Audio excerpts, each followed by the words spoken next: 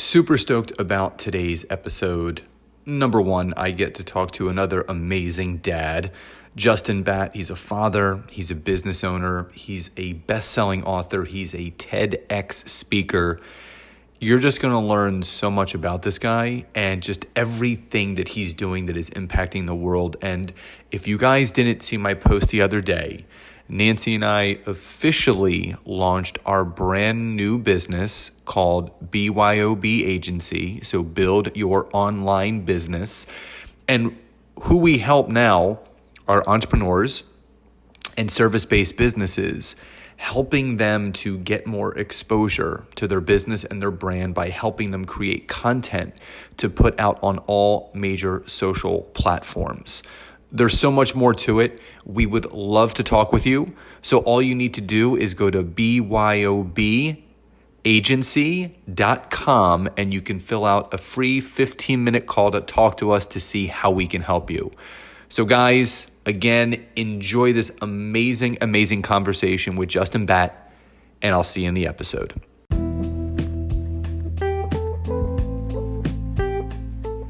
Welcome to the Network Marketing Made Simple podcast. I am your host, Scott Aaron, and each and every week, I'm going to come to you with short, simple, and powerful tactics of how you can grow your network marketing business, brand, bank account, and impact on those around you.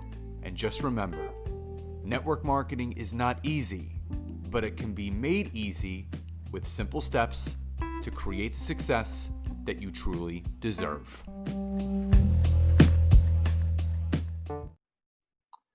So Justin, welcome to today's episode, and I'm so excited for what we're going to talk about today. There's just so much symbiotic connection that you and I have, both being best-selling authors, both being fathers, international speakers. Obviously, you were a TEDx talker.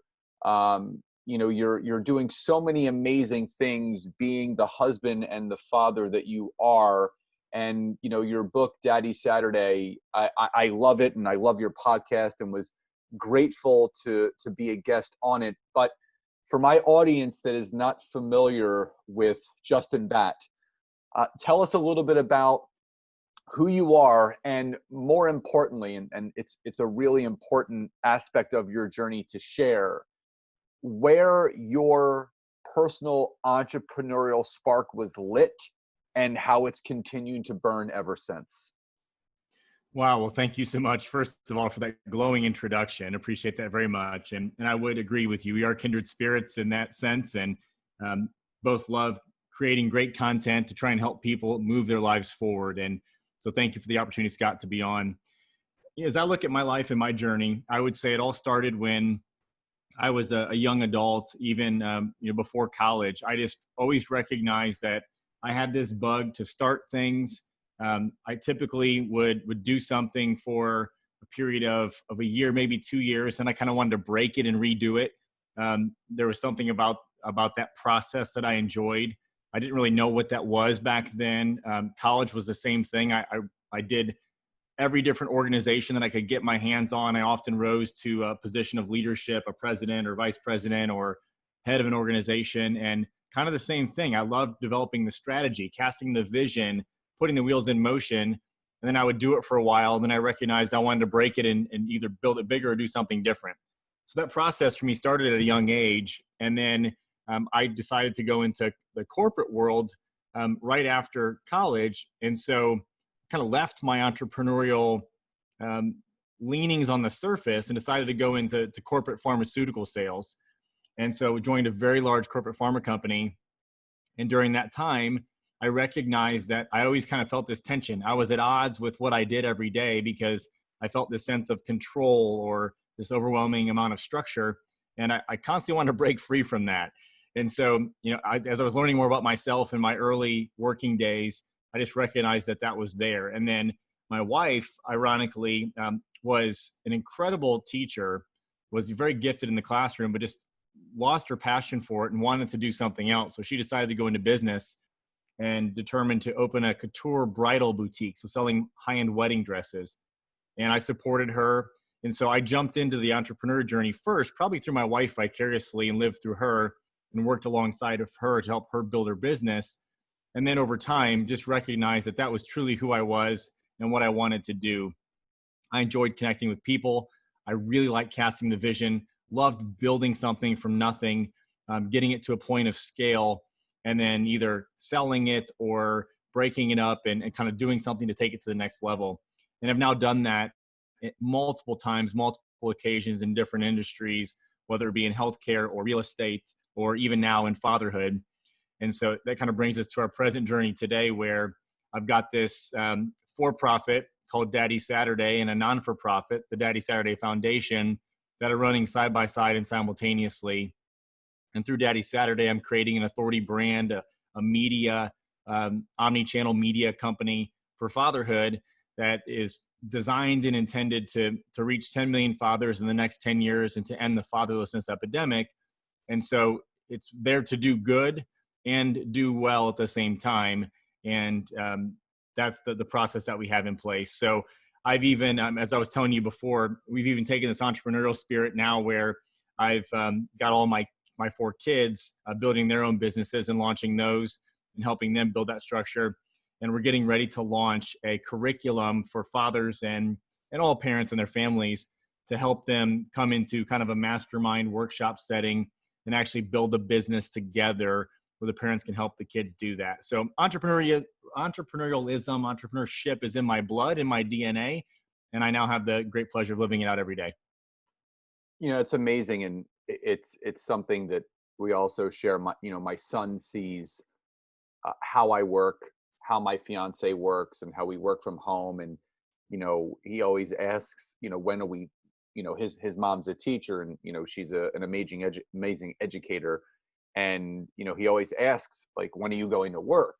And I said, well, I am. I work from home, and I create and make my own schedule. And it's so out of the norm for some people to understand that, because we're taught to go through this journey of life, going to school, getting a degree, getting a job, retiring after 35, 40 years, and then we die. And Les Brown says that, and that's not the way that life was meant. It was meant to be lived out loud. It was meant to be lived by design. And you teaching your kids at such young ages to step into their own power and be their own boss. I think this is something that you and I also connected with when I was on your podcast, is that we want our kids to surpass us with their success. We want them to outshine us in every way they can. And, that's the sign of leading people in the right direction. And I just want to go back to something that you shared early in your story, that you got into sales in pharma. And I share with people all the time, I've been in sales for a better part of 23 years, which is, more than half my life. I'll be 41, in April. But the big thing is this, when you learn the art of sales, which is the art of human connection, which is something that you and I both teach, you can take that into every single business and always find a way. So with that being said, what do you think was the biggest lesson or the greatest takeaway that you had in your pharma sales career?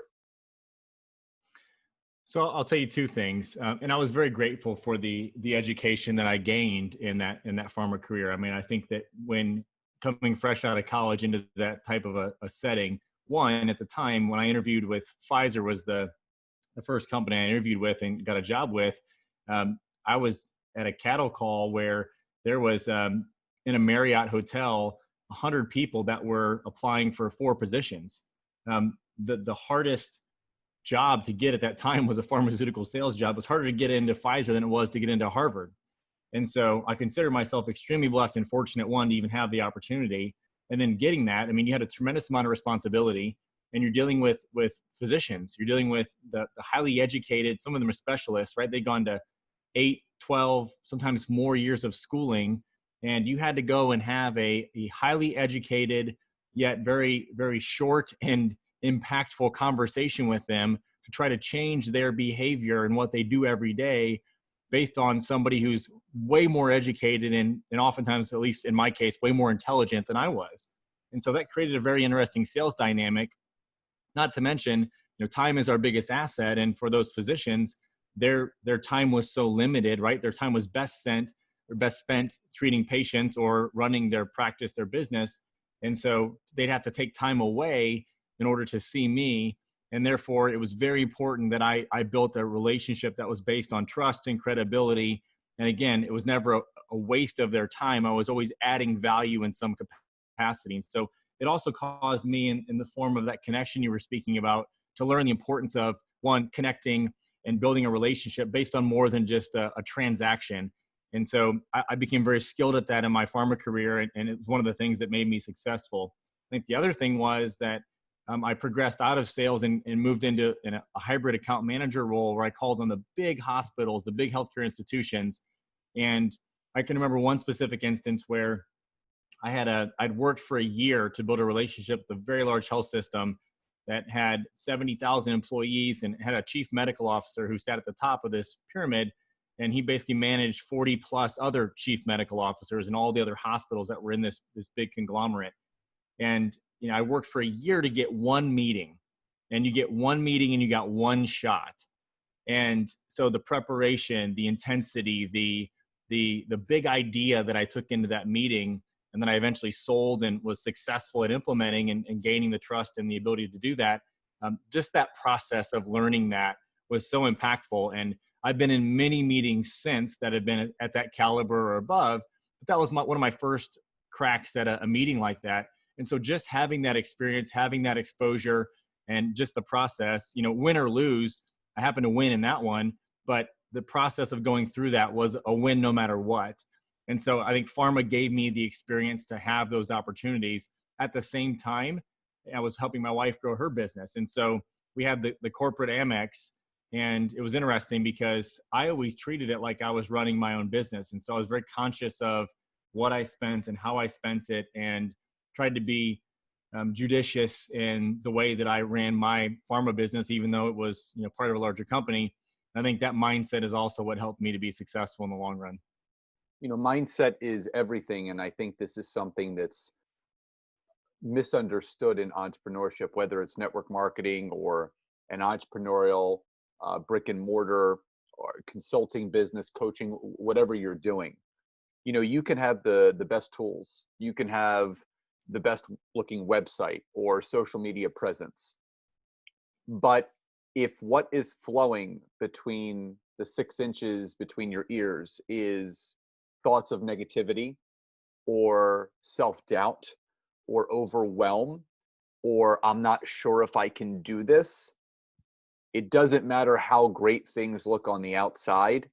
If it doesn't feel good on the inside, it's never going to work.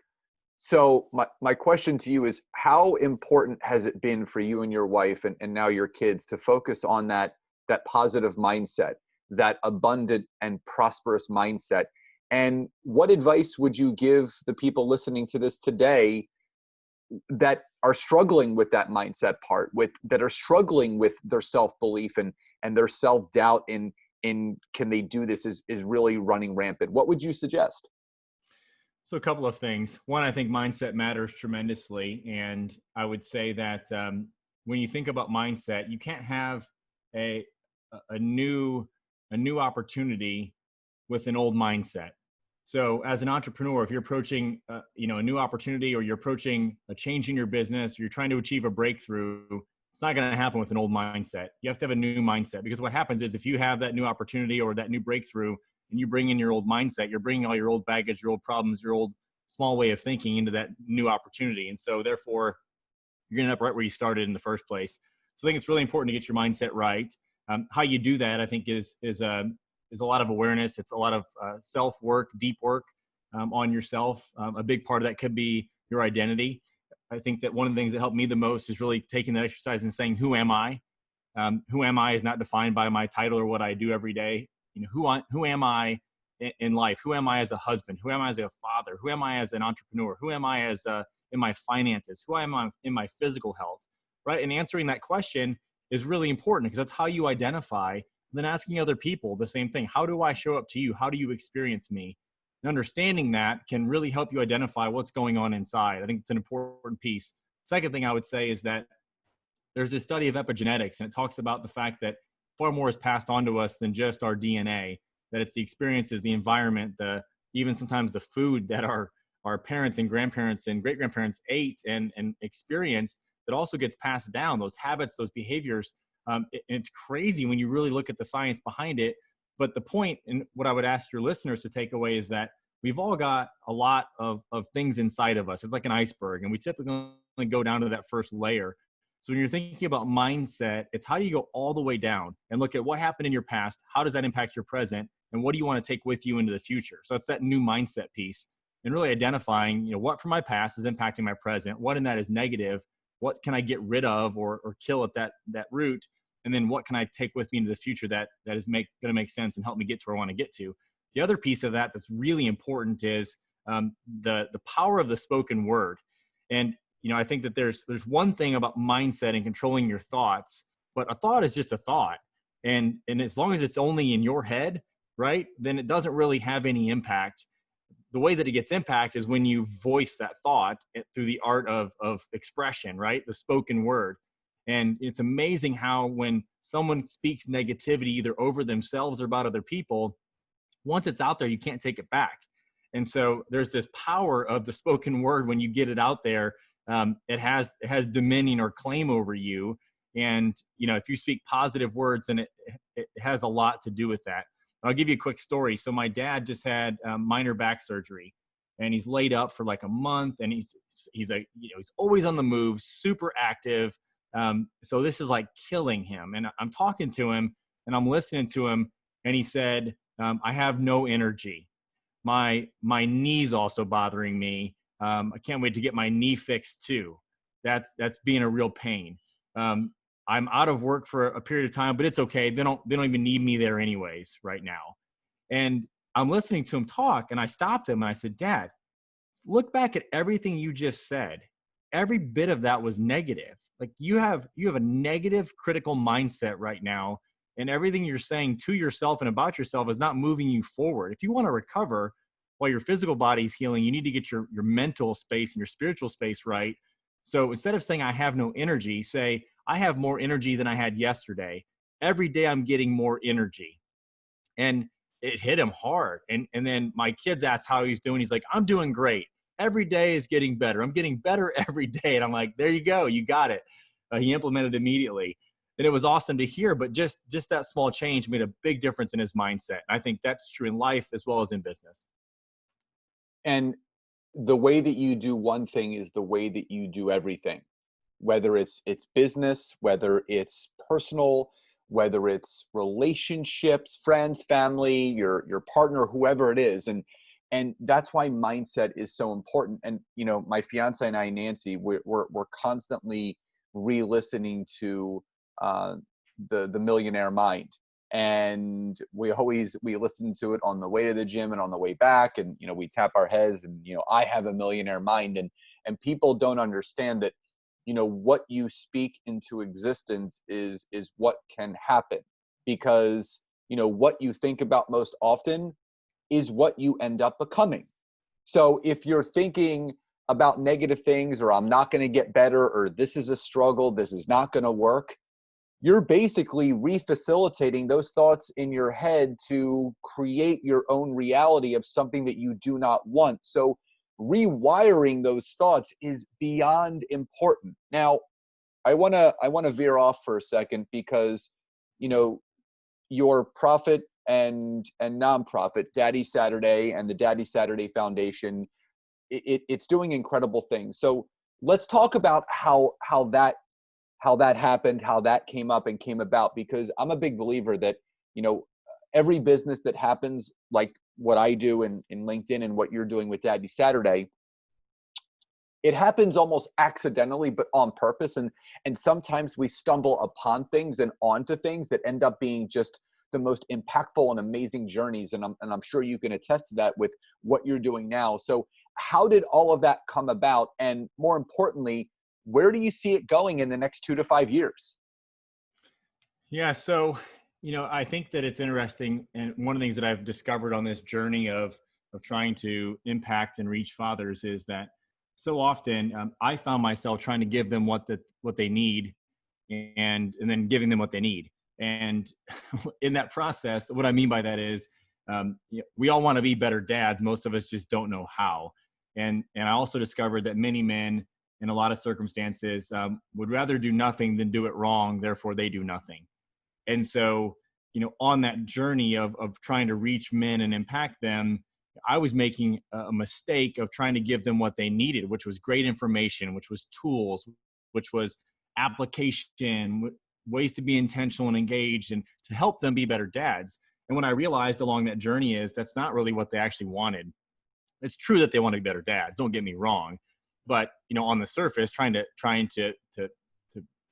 I don't want to say sell them that, but to sell them that was a mistake. And what I uncovered was that it's really about how they help their kids succeed. That's what most men really want. You and I talked about it in the beginning, and you referenced we want to see our kids do better, be more successful than we are. I think that at the root is what most dads want. And so in order to do that, I had to look at the problem and say, what's causing fathers from being able to achieve that, and what is the root cause, and how do we provide a solution that can give them what they need and able to accomplish that. So that's what kind of led me to the process of where I am today with Daddy Saturday. And it's really all about the remit of impacting 10 million fathers in 10 years to end fatherlessness. And what I've uncovered is that there's two forms of fatherlessness. There's the epidemic that we have in our country that's about 24 plus million children who don't have a biological dad living in the home. It's a tragic epidemic. It impacts the African-American community far more than any other demographic. Additionally, today, we have 51% of our kids being born out of wedlock. So more kids are being born today without a dad than with a dad. So, that is an epidemic, and it is not slowing down based on our culture. It's a big problem, and it's something that many of our societal ills are caused by. And I'm working to impact that, but that's a big challenge. I think the lower hanging fruit, and probably where your audience sits, which is where I was for a long time in my fatherhood, which is I was the physically present dad, but I was emotionally absent. And it's another form of fatherlessness. It's that dad who's working really hard during the week and burning the candle at both ends and providing for his family and doing his best to manage that tension between work and home and trying to be a better communicator and build better relationships, but just doesn't know how, didn't have that example maybe from his dad or the father figures in his life. And so it's just kind of at that point where they're stuck and they want to move forward, but don't know the best way to do so. And that's the dad that we really hope to impact through the platform. So we've built an omni-channel platform, which includes the TEDx and the book, which are kind of the foundations, right? The book is the field manual for being an intentional and engaged father. And then we've created a podcast, which again is using voice. We've got an Alexa skill, and the Alexa skill will look at the weather in your area and provide activities for dads to do with their kids, mostly kids that are probably 12 and under. 2 to 12 is the age range that's really for. And they can even have the activity items placed in their Amazon shopping list and order those straight from Amazon. So it makes it super easy. We've got Google coming out, Google Home coming out next as well. And then we've got some partnerships with some very large organizations. And, we're looking at conferences, webinars, live events. And we've got 2 other products that we are releasing here in the near future. One's called Dad Boss. And it's a 7-part video series that I filmed with some other amazing influencer fathers. And it's all about how to move forward as a dad and focus on 4 core areas of faith, family, fitness, and finance. And we've got another product called Team Girl Dad, which is for dads with middle school daughters and helping them build trust, connect, communicate, and build relationship. So a lot going on the for-profit side. And then the nonprofit, it's really about reaching 4 specific populations: the National Guard, the incarcerated, first responders, so police, firefighters, and EMT, and then opportunity zones, which are low-income areas for economic investment, where investors get a tax break for economic stimulus and development, but there's not a lot of social programming going on. They tend to be hotbeds for fatherlessness. So we focus on those 4 areas and look to make community and societal impact there. And then the last piece is we've got fatherhood fellows, we call them, and they are our international fathers who are making change internationally. And probably the most notable is my man Charles over in Kenya, Africa, who has Daddy Saturday Kenya and is teaching and coaching and building fatherhood programs abroad. So that's where we are. And, it's kind of the platform, the movement, we call it. And it's all about building community, trying to get fathers out of isolation, getting them together to be intentional, be engaged, and to change the next generation. Amazing. And, in entrepreneurship, it's no different. What I have found is that a lot in network marketing, I see this happen, and I was a victim of this. You're taught by your uplines to hustle hard, go all in, spend every waking hour reaching out to people and posting on social media and doing in-home parties, all those things they tell you to do. And the people that suffer the most is your family, because it's pulling you away from all those things. And the way that they spin it sometimes is, sometimes you have to sacrifice those things now to get the time back later. But I'm a big proponent, Justin, of something called work-life balance, where you can work hard, but family should always come first. And you can still find that balance to build your empire and have and build that relationship with your family at the very same time without making any sacrifice whatsoever. And I'm sure you see this. I'm sure this happened to you at some point in your entrepreneurial journey. So share with the audience a little bit of that aspect. The thought that if you're going to be successful, if you don't give up everything right now and go all in, then it's never going to happen. So what's your thought on that work-life balance aspect that you see a lot of entrepreneurs have, and the misbalance that they're having with their work life and their home life? So I think that the word balance is tough. I've heard a lot of people talk about the fact that you want to find or achieve balance. And I don't know that I've ever found balance in my life, nor do I know that I ever will. I think that the tension's always going to exist between work and home. The point is to acknowledge the tension, to recognize the tension, and then to put practices, principles, and routines in place to manage the tension so that it doesn't overwhelm you and you don't get out of balance on one side or the other. I think that yo-yo is always going to exist. You're going to be pulled one way or another. As an entrepreneur, right, the key is just not to get pulled to one direction for too long, right? If you're launching a new product or you have a new business or what have you, right, that tension is going to move, and you're going to have to move over to the business side for a period of time, maybe make some sacrifices on the family side.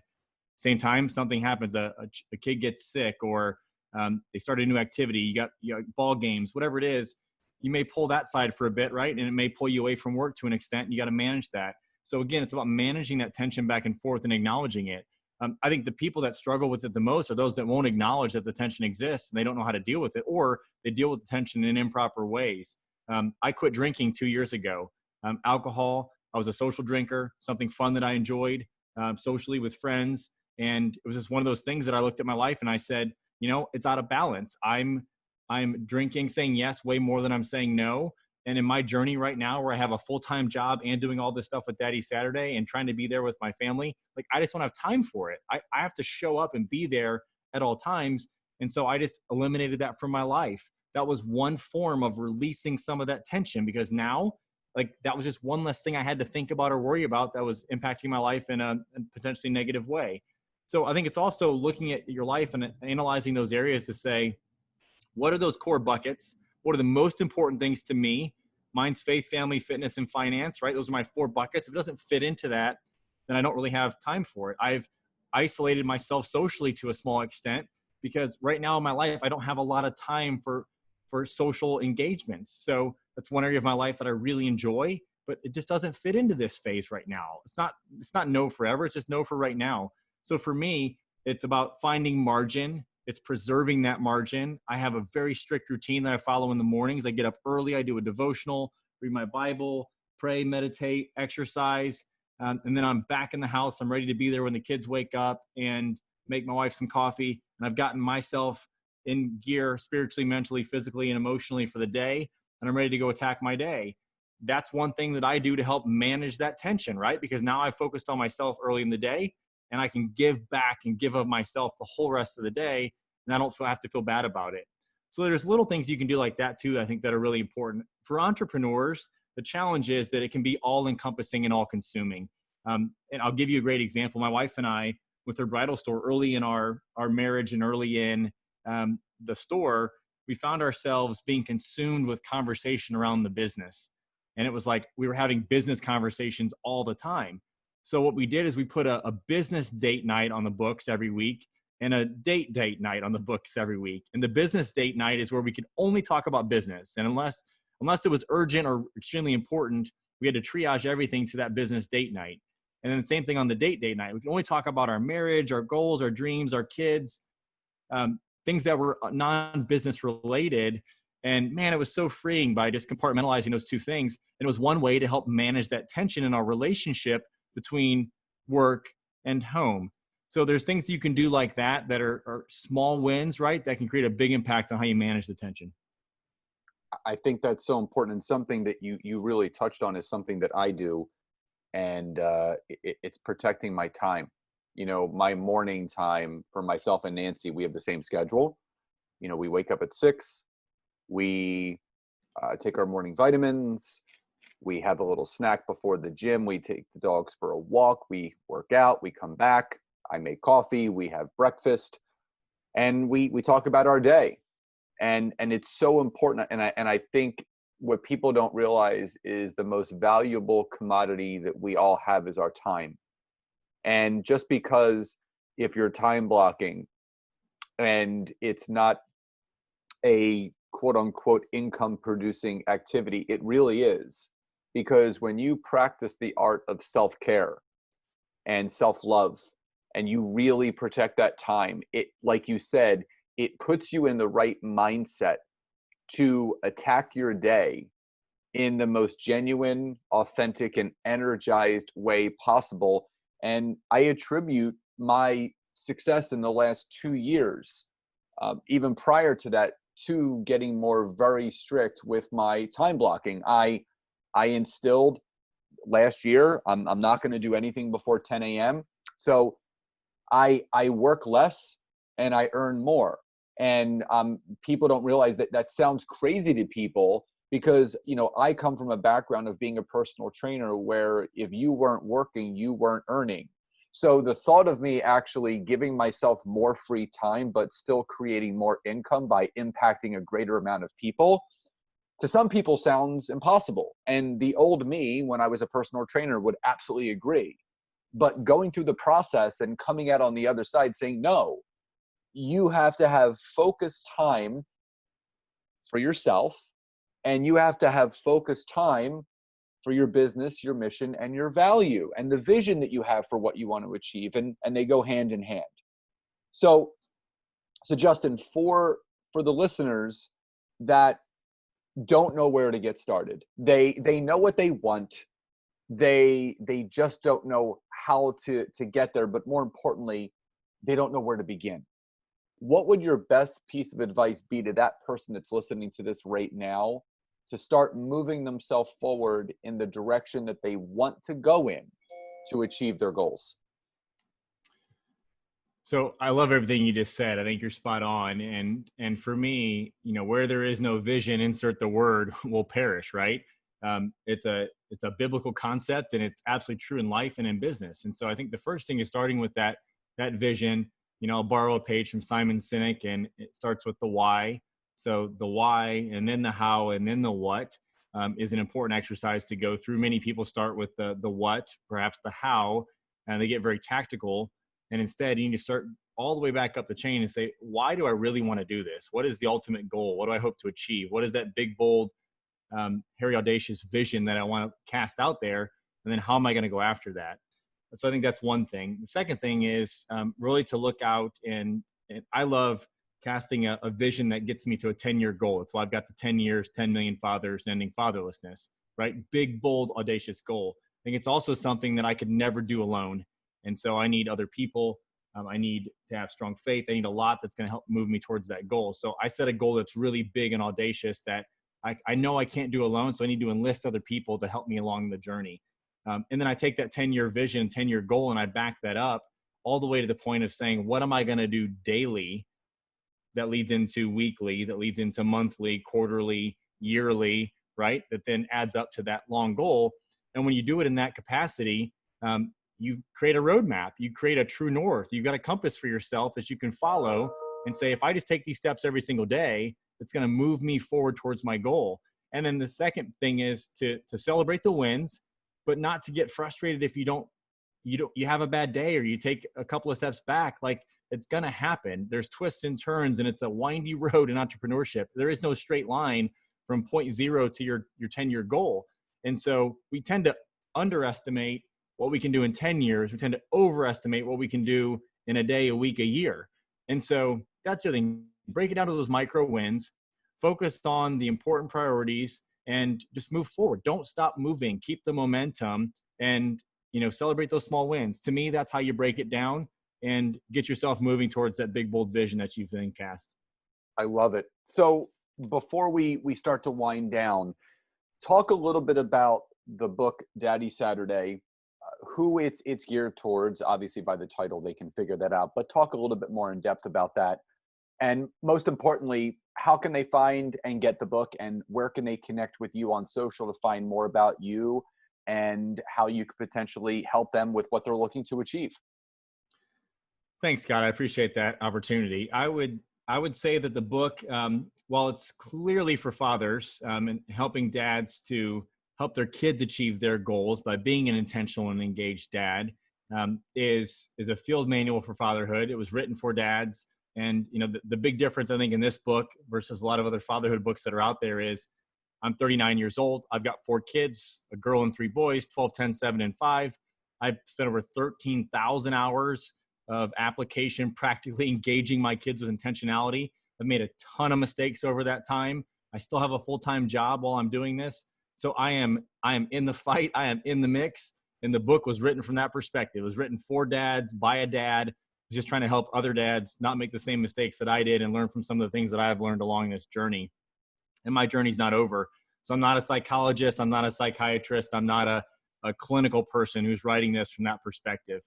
So it's very practical and very application-based. Amazon clearly is a great place to find it. You can find anywhere books are sold, but Amazon will be the easiest spot. And it's available in hardcover, paperback, as well as an ebook. And then we're working on the audiobook, so that'll be out here shortly. And beyond that, daddysaturday.com is the hub for all things Daddy Saturday. And would ask people go there. They can take an assessment to understand the current satisfaction level they have with their current level of fatherhood. They can find access to the newsletter, the Alexa skill, the podcast, the foundation, and everything else that we're doing. So daddysaturday.com. Amazing. All of that information, guys, will be in the show notes. So I highly, highly encourage you guys to connect with Justin. And thank you, brother, so much for coming on here today and sharing such wisdom and such powerful takeaways with the audience. I know they're going to get so much from this, whether they're a mother, a father, not just a human being. There was something for everyone in this episode. And final question before we sign off, there is no wrong answer because it's what it means to you. So Justin, what does success truly mean to you? Well, I guess since I've talked about it so much along this podcast, success for me would be leaving a legacy for my children and my children's children and impacting this next generation of fathers by achieving the goal of 10 million fathers in 10 years and ending fatherlessness. I love it. So, brother, thank you again so much for being here today. Grateful for you. And I know so many people are going to love this episode and listen to it over and over again. So thank you so much for being here, Justin. Thanks, Scott. Appreciate you as well. Absolutely. So, guys, I hope you enjoyed today's episode. As always, take a screenshot for wherever you're listening to this from, post it on social, whether it's IG, Facebook, or LinkedIn. Let us know your tangible takeaways or aha moments, and we would love to connect. So everyone, please enjoy the rest of your day, and I'll talk to you next time. Bye-bye, everybody.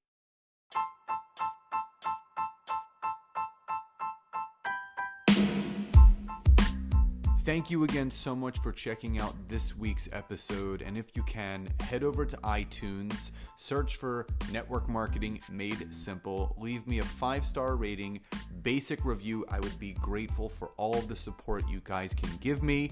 And again, if you'd be interested in learning more how to utilize LinkedIn to grow your business, your brand, and your bank account, head over to my website, www.scottaaron.net. Fill out the form for your free 15-minute discovery call so I can learn more about you, your business, and how we can work together. And again, thank you guys so much. Grateful for you all, and I'll see you next time.